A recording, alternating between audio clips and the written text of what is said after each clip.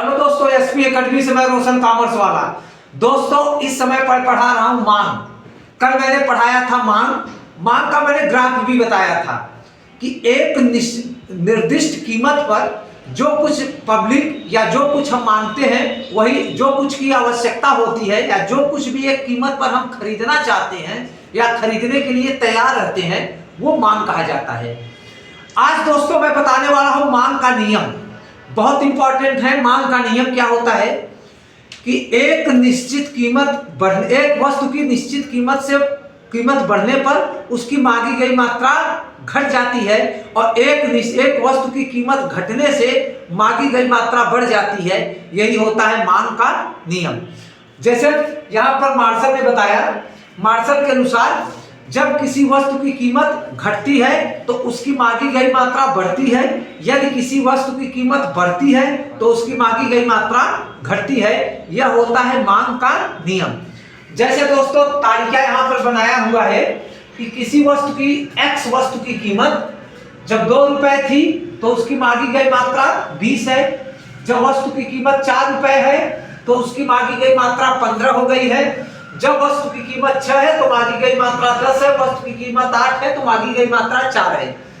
जैसे जैसे कीमत दोस्तों यहां पर बढ़ रहा है, वस्तु की कीमत बढ़ रही है, वैसे वैसे इसकी मात्रा भी घट रही है। और जैसे जैसे इसके उल्टा बोले दोस्तों, जैसे जैसे कीमत घटेगी 8 से 6, 6 से 4, 4 से 2, वैसे वैसे इसकी मात्रा बढ़ेगी।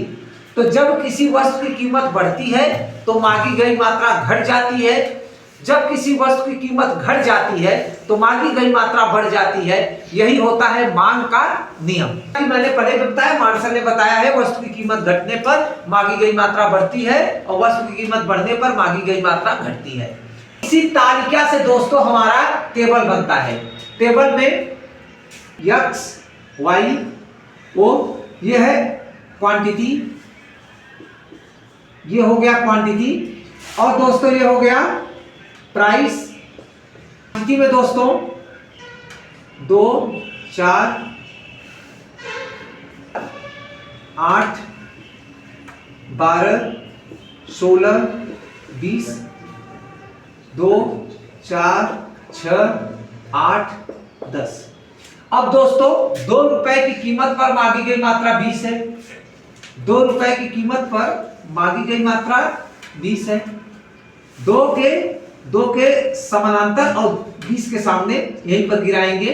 2 रुपए पे 20, 4 रुपए पे 15, 4 रुपए पे दोस्तों 15, यहां पर 16 से कुछ कम, 6 रुपए पे 10, 6 रुपए पे मित्रों 10 यहां पर, और यहां से एक रेखा दोस्तों हम बनाएंगे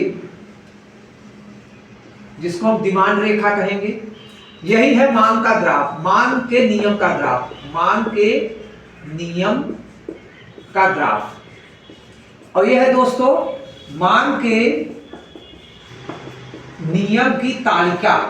इसे कहते हैं मांग के नियम की तालिका, टेबल, और इसे कहते हैं मांग के नियम का ग्राफ। एक्स और वाई, एक्स पे क्वांटिटी, वाई पे प्राइस।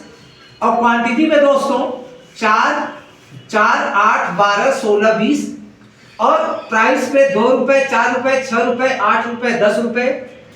2 रुपए पर मात्रा हमारी 20 बिक रही है, जैसा कि यहां पर दिया हुआ है क्रम संख्या 1 में। 4 रुपए पे मांगी गई मात्रा दोस्तों 15 है, जैसा कि दिया गया है क्रम संख्या 2 में। 6 रुपए पे मांगी गई मात्रा दोस्तों 10 है, जैसा कि क्रम संख्या 3 में बताया गया है।